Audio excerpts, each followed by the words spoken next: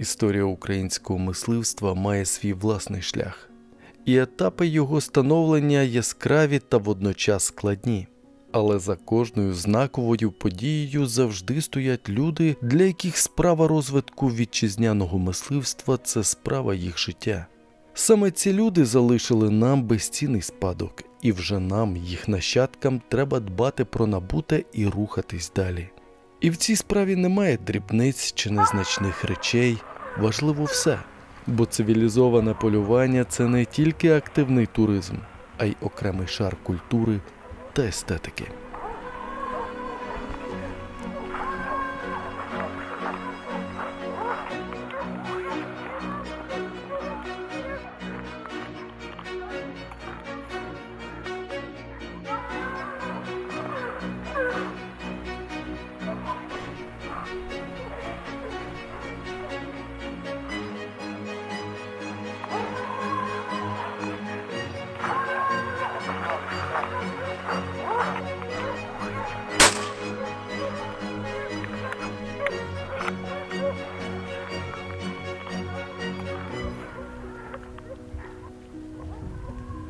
По-моєму, десь вистріл був.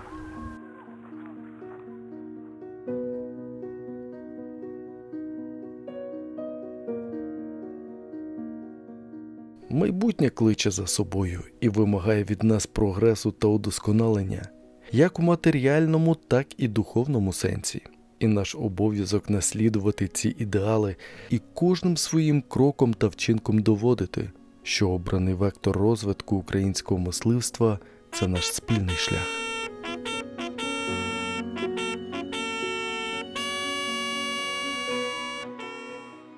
І на нашому вітчизняному ринку є виробники одежі та супутних товарів для активних туристів, які дбають про зовнішній вигляд мисливців та рибалок і піднімають його на якісно новий рівень.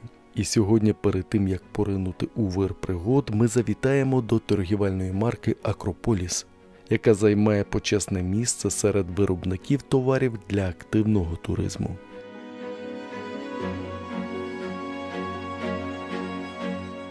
Ну що, шановні телеглядачі, ми все ж таки спромоглися і приїхали якраз в серце торгівельної марки «Акрополіс». Пане Андрію, розкажіть, що надихнуло вас зробити такий бренд, який в Європі ціниться? Оце довга історія, яка вже має більше як чверть століття, коли це все починалося. Можна сказати, воно і трохи випадково, а трохи і так. 90-ті роки і так далі треба було чимось займатися, щось робити, тому що зарплата була дуже мізерна. І почали ми з товаришем свою справу, починали з жіночого взуття, робили жіночий босоніжок з натуральної шкіри, такий в грецькому стилі, з меандрами, з їхніми героями. Це натуральне тиснення. Тут все і почалося. А потім я зв'язав своє захоплення, своє хобі з роботою. І почалося з рибальства, почали робити футляри, аксесуари для рибальства, для мисливства, а вже останній рік, останніх 3-4 роки це аксесуари для грибників. Ті всі теми сьогодні є живі, ми з ними працюємо. Я так розумію, тільки мисливець може зрозуміти, що треба мисливцю взагалі, яке спорядження. І ви надихалися цим, можна так сказати, все народжували. Так, пане Василю, так воно і було. Я рахую себе щасливою людиною. На жаль, небагато є людей, які співпадає їхні хобі, захоплення з їхньою роботою. Я думаю, що так само і вас, ви любите полювання, ви любите риболовлю, і ваша робота з тим пов'язана, так само і в мене. Кожен виріб, який є в нас, це особисто мною є тестований. Я ті всі вироби тестую, приймаю участь в їхнє моделюванні тих виробів. Після того, як ми зробимо вже кінцевий варіант, все рівно я особисто, тільки особисто це все тестую. Аж тоді ми запускаємо ті вироби в серію. Філософія нашої компанії – це більше 80% виробів, які ми робимо, змодельовані нашим відділом дизайну, де працює десяток людей, молодих, талановитих, які себе знайшли в тих темах, в яких ми працюємо. Це є і інженери, і художники, і архітектори, але теж через своє захоплення. Йдемо разом з ними до цієї мети. Взагалі, з чого почався ваш мисливський шлях? У мене батько був мисливцем. Захоплення то було не таке дуже, але тим не менш з батьком виїжджав на полювання на зайця, на полювання на качку. Батько залишив мені свою зброю, бо сьогодні я її маю, і вона мені дорога і тепла. А я почав займатися полюванням. Практично скільки себе пам'ятаю, коли... Перша ваша мандрівка, скільки вам було років? Така мисливська мандрівка. Родинці з батьком, так. Це скільки Зайця, було? це було років більше 50 назад. Стажу є досить. Коли мені було 2 роки, і з дідусем жили біля річки, і я завжди, коли дідусь йшов до річки по воду, бо воду або лачиста брали з річка Верещиця, до речі, тут недалеко на Городочині, я завжди щіплявся за це відро, щоб з ним йти, тому що я знав, що як він зачерпне, обов'язково там буде плавати якась мала рибка. А потім була моя задача, коли ніхто не бачить, сунути туди руку і зловити ту рибку. А потім кошиком по тій річці ловив рибу. І так ціле життя, скажімо, якось є той інстинкт добуття, тому що кожна людина це має, це людство через то переходило. Одних є більше, других менше. Але тим не паче я це дуже люблю, воно мені приносить велике задоволення. Полювання за грибами, що ти йдеш і росте гриб, ти йдеш, ти знаєш місця, що в такий час на тому місці мають рости, наприклад, там мандринові маслюки, так? І ти приходиш, вони там є. От то є саме основне задоволення. Так само і полювання, це не тільки полювання це є 3-4, а людина отримує задоволення від того, що вона читає, що вона щось робить, навіть від того, коли вона чистить зброю, коли вона візьме ту зброю в руки, милується нею. Оце є 95%. Багато, на жаль, мисливців думають, що полювання – це є 95% полювати, але воно неправильно, це не так. Як казав Олександр Сурмов, це певна медитація. Оце як починаєш чистити, в тебе зовсім інші подумки, ти вже починаєш доводити цей лоск, і вже коли ти її збираєш, ти вже лягаєш спати вночі спокійно. З почуттям виконаного обов'язку, що ти до наступного полювання є повністю готовий. Тихе полювання я також відчув, що ви просто обожнюєте ліс, мандрівка, пошуки і великий досвід, де шукати якого певного гриба. Так, то грибний сезон я знав зараз набагато більше, тому що наші вироби, які стосуються до збирання грибів, ми продаємо сьогодні по цілому світі. Звичайно, це не в таких кількостях, як би ми хотіли, але я можу сказати, що наші вироби Японія, Америка, Канада, Англія, Нова Зеландія замовляють наші вироби, пишуть хороші відгуки. І я не думав, що грибарство є таке поширене в світі, тому що до того казали, що практично Європа грибів не збирає, там в світі тільки в магазині купляють там мариновані лисички. Це не так. Це люди, які теж мають цей інстинкт добутчика, і вони тим живуть. У нас грибний сезон, це настільки погода зараз міняється, що буквально десь тиждень-півтора назад, тут у нас на Західній Україні, трошки ближче до Волині, збирали гриби, і причому попадали навіть білі. Але в основному це зелениці, підзеленки, от такі специфічні гриби, які в тому регіоні знають і люблять. Кажуть, коли йде волинянин, і коли має повний кошик білих грибів, і тут росте білий гриб і зелениця, то він білого залишить, а зеленицю все-таки візьме. Нічого, а чого так? А є такі, як то кажуть, гриби, які поважають в окремих регіонах більше. Там він є такий, і на смак добрий, і готувати вони його вміють. Наша Україна є дуже багата, дуже різноманітна. Я не є прихильник, я не був на полюваннях там в Європі чи в Африці і так далі. Ну, в себе я об'їздив дуже багато України. І де би ти не поїхав, навіть той стіл накритий, це всюди є по-різному, є свої смаки, є свої блюда відповідні, де традиційні, де нема. От, наприклад, у нас тут на Львівщині це є Мостищина, Городоччина, Яворівщина, де печуть гречаний пиріг. Це є такий гречаний пиріг в тісті. Там гречка, картопля, гриби додаються, шкварки.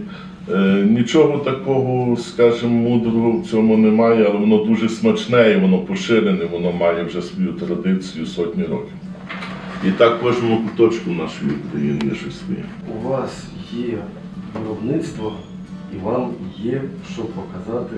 Так, зараз ми підемо, як то кажемо, виробництво, наяву, як воно робиться. Багато є ручної роботи, багато і спеціального обладнання є за ті роки. А починалося це все виробництво, що сам я сідав за швейну машину і сам шив. Потім, відповідно, одна людина, 2, 3, 4. З'явилися помічники. Так, в компанії сьогодні працює у нас більше 250 людей, скажімо. Ну що ж, давайте подивимося, шановні телеглядачі, як робляться речі, від яких мисливці просто будуть захваті. Ходімо.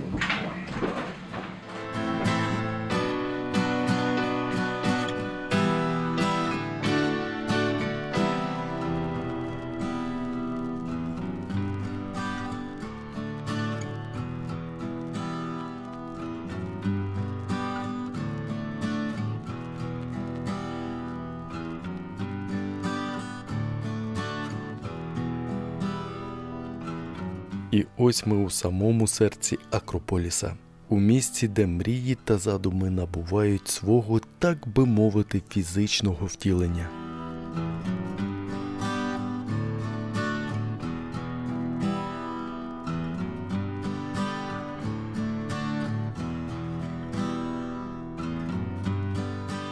Новітні технології в поєднанні з прагненням бути кращими дають ту саму якість, яка притаманна лише міцним брендам. Штат Акрополісу – це професіонали своєї справи, котрі постійно удосконалюють свою майстерність та відчувають особисту відповідальність за результат. Саме тому кожна річ від торгівельної марки Акрополіс в процесі свого виробництва набуває не тільки вражаючі показники міцності і зносостійкості, але й естетичні характеристики. Так, товари від Акрополіс – це новий рівень культури активного відпочинку.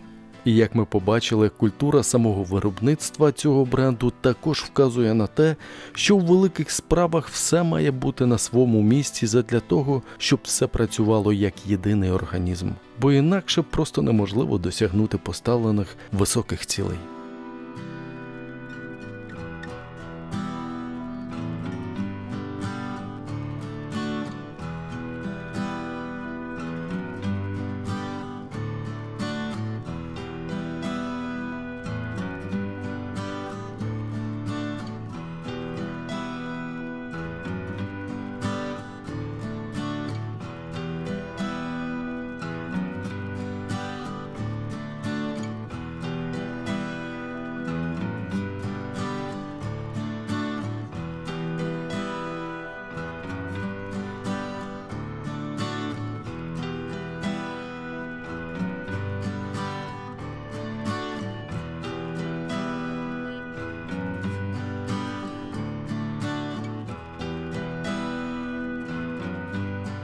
Історія кожного відомого бренду – це перш за все історія людей, котрі його створили та продовжують наповнювати його суттю. І ми сподіваємось, що в майбутньому особливо дізнаємось власні історії цих людей, їх мотивацію та шляхи, якими вони пройшли до Акрополіса. А поки що давайте подивимось та зазирнемо за лаштунки кропіткого повсякдення виробництва, яке не спиняється і долає все нові і нові вершини.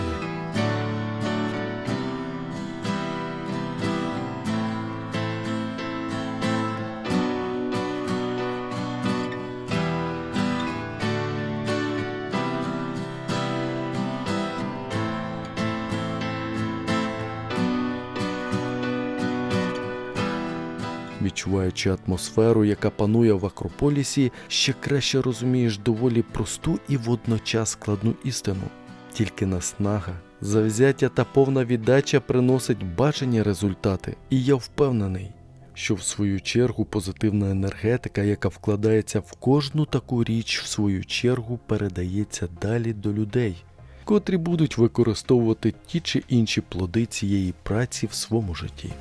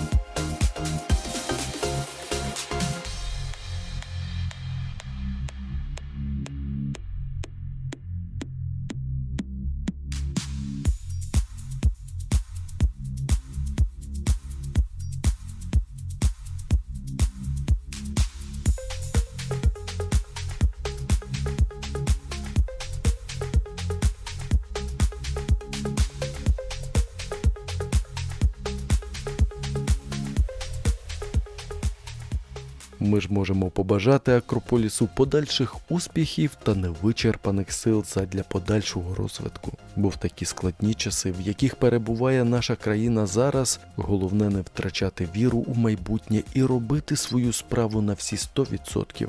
Зважаючи на те, що від кожного з нас залежить, яким саме буде це майбутнє.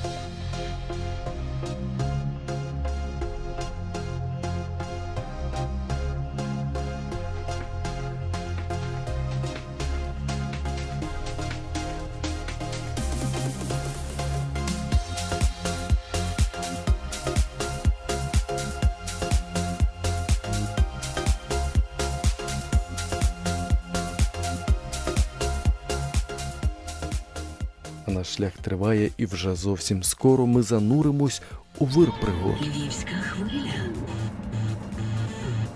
Наразі ми прямуємо до мисливського господарства «Тустань», що знаходиться у Стрийському районі Львівської області. Що саме на нас чекає, ви дізнаєтесь вже зовсім скоро.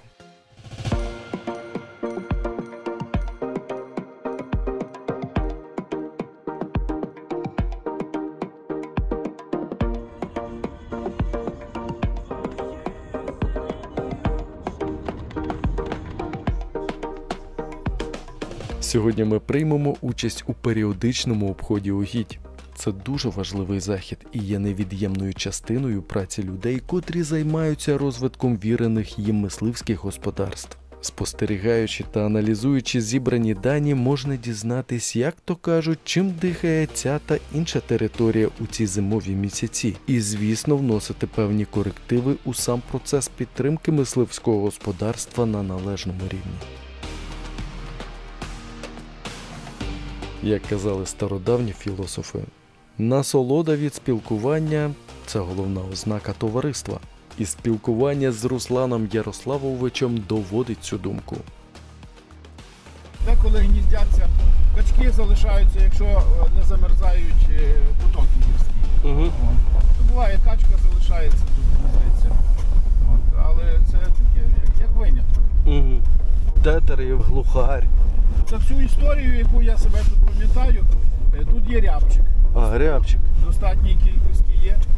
Тетерука тут нема, бо тетерук в більшості своїй водиться на таких заболочених місцях. Заболочених. І кажуть, що колись був глухар, і я не бачив тут жодного разу. Рябчика є достатньо. От. Глухаря казали, що колись тут бачили, але я в своїй там історії не зустрічав. А взагалі по звіру, що тут якби водиться? Тут традиційний є звір. Олень благородний, шляхетний, козуля, кабан, вовк, рись, медвідь, лісовий кіт. Із птахів тут в основному є крук, шуліка, сокіл буває деколи літає. Є з птахів, непогано тягне кулик. Кулик є, да? Вальшнеп, так?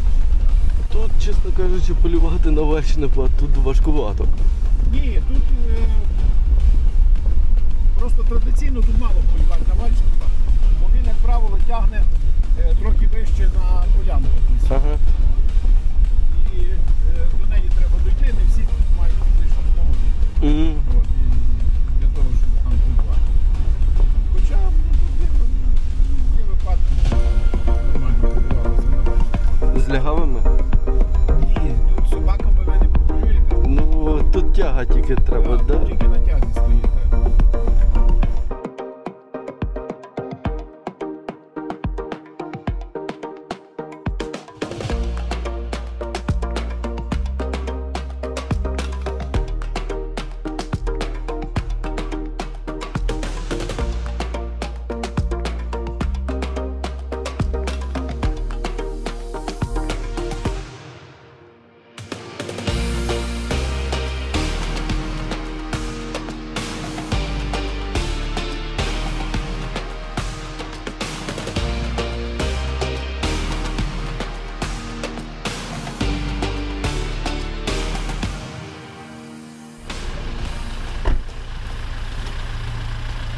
Грінгл Белл. Що ви побачили? А, я думав, побачили. Тут під нами є Криївка повстанська, хрест там стоїть, так. Але бачимо, Сумнівався. Хто ж сумнівався? ми її може з цього краю побачимо. Де саме? Отут під нами, просто її зараз не видно. Ну там хрест стоїть, то тут не видно. А чому хрест? Там загинуло 7 чоловік. Коротше, здали. Да. Так, тут їх знайти.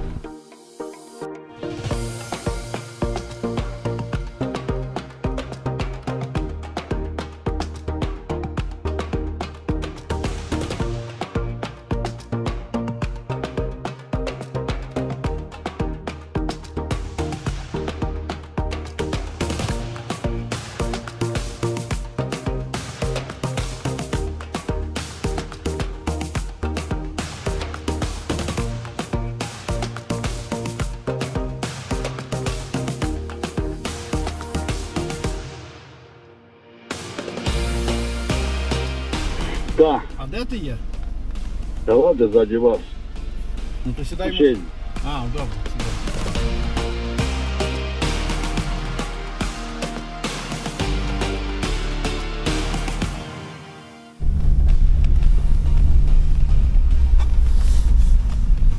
Це мисливський будинок.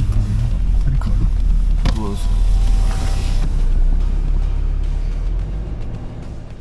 Обходячи мальовничі зимові угіддя, ми ще раз переконуємось, що спілкування та спостереження за природою – це чи не головне в сучасному полюванні. Це те саме джерело, до якого завжди прагне кожен поціновувач активного відпочинку. Там волок просто, знаєш, йде гора, волок, дорога. І вони коли стоять на дорогу, то їх не видно. Бо там такий бруствер є, знаєш, і бруствер під кутом бруствер їх закриває. Вони собі там ходять. Як ти кажеш, помилувалися тими.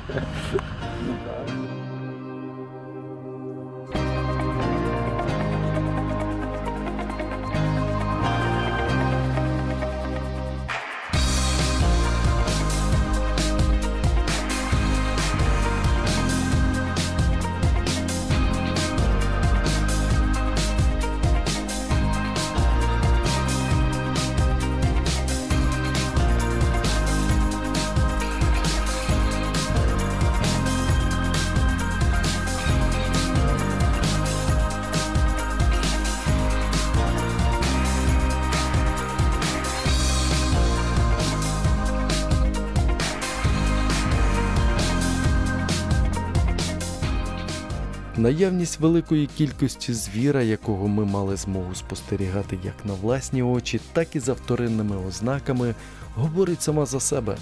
А загальний стан угідь вказує на те, що велика робота, яка ведеться в цьому регіоні, дає свої позитивні результати. Спить озеро, спить ліс і очерет, верба репіла все засни, засни. І снилися мені все білі сни. На сріблі сяли ясні самоцвіти, стелилися незнані трави, квіти, блискучі, білі, тихі. Ніжні зорі спадали з неба білі, непрозорі і клалися в намети.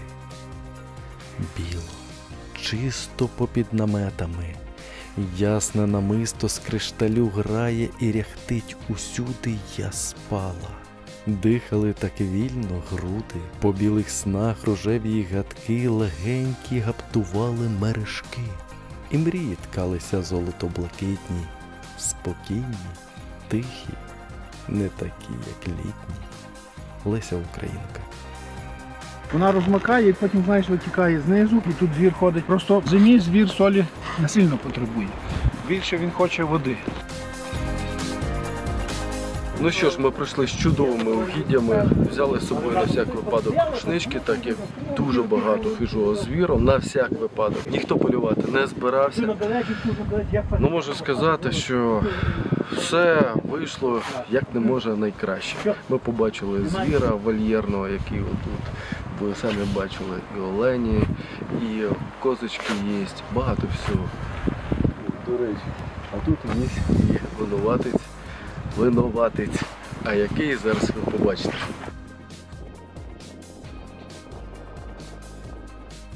Ну що, ми користуємося можливістю. Ви мене з корабля напав? Так. Що Я відбувається? хотів би сказати по-іншому, але не буду. З корабля на палубу. Так. Як можна? Ми бачили сліди не більше. Я вже що взяли рушнички на всі. У мене своя. Але як кажуть, що і палиться раз на рік. Робить постріл.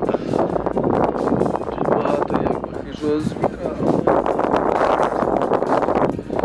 хотіли б програми «Шлях до Туру» привітати з днем народження нашого найкращого товариства. Але дуже зарано, от, слухай, що ти дуже. Ну як це? Як це? Ні, навпаки, в самий раз. Отака боброва шапка. І Я радь, думаю, чи я кажу. це не папаха, звісно, але це мисливська шапка.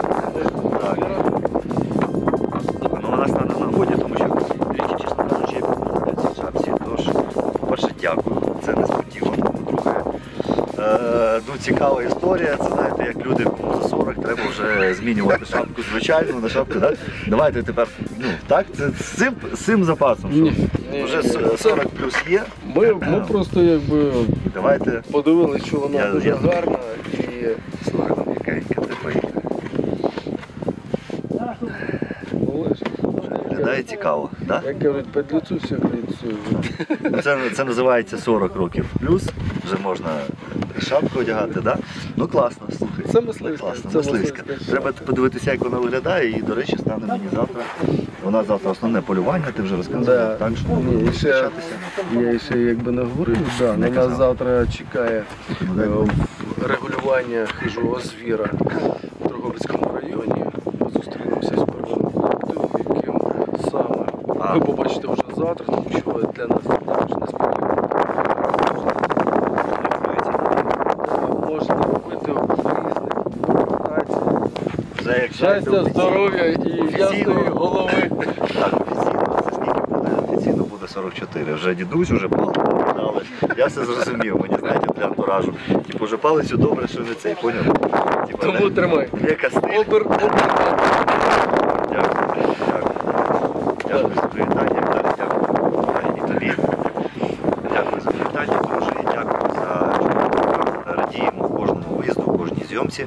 Радіємо, що у нас є така можливість зустрічатися, знімати цікаві для вас програми, сюжети, знайомитися з новими людьми. людьми, показувати нашу неньку України. Хочу подякувати за ці можливості нашим Збройним силам. Хочу подякувати всім причетним до того, що є така можливість продовжувати свою роботу. І буде завтра дуже цікавий виїзд. Завтра буде виїзд в Дрогобицький район. Все з часом ми скажемо так, завжди. І будемо раді побачити, бажаю ветеранів, можна сказати, ветеранів нашої війни, нашої національної війни. Тож, не перемикайтеся, слідкуйте за нами, будуть цікаві чудові програми «Шлях до трофеїв», чудові програми про риболовлю на телеканалі «Трофей». Тож, дякую за шапку, приймаю свій вік таким, який він є, все, що моє, всі волосся маю, все, як то кажуть, мені дуже важко досталося для того, щоб їх закрашувати. Шапка, Дякую всім. і компанія Акрополіс, дякую за те, що така тепла шапочка мені. Дякую всім. Це був «Шлях до трофею». З вами Василь Зінчук. До нових зустрічей.